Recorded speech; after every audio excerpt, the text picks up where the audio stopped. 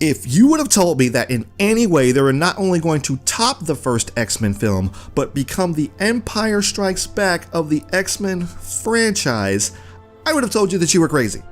But man, am I ever so glad to have been wrong. My gosh, is this movie awesome. I mean, right from the opening theme, I never thought that an X-Men theme would ever get me as pumped as the theme from the animated series, but gosh dang it if they didn't do it in this movie. Okay. Let me tone down the nerd for just a bit. This movie follows the events of the first movie, of course. It reintroduces you to all the characters, and you get to see them trying to adapt to their new settings when a person not only from Xavier's past, but Logan's past shows up with a plan to eradicate the mutants. The problem is that this adversary has friends in really high places and can gain access to whatever and whomever he wants. Now, I really like the first movie, despite some of the issues, but this sequel actually makes the first film better.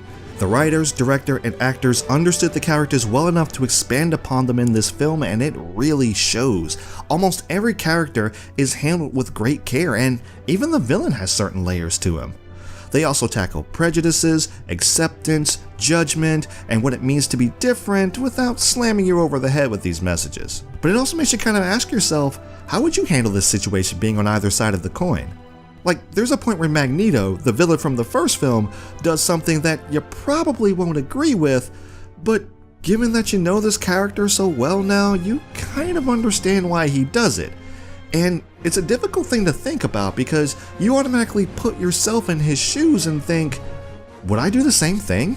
Look, I'm sure most of us would like to believe that we wouldn't, but you know, different time, different place, different upbringing, you know what I'm getting at. This movie could have gone wrong in so many ways, but what we wind up getting is a really good, really suspenseful, and very thought-provoking action/drama film. Yeah, I know I'm hyping it up, but that's because this movie is really good.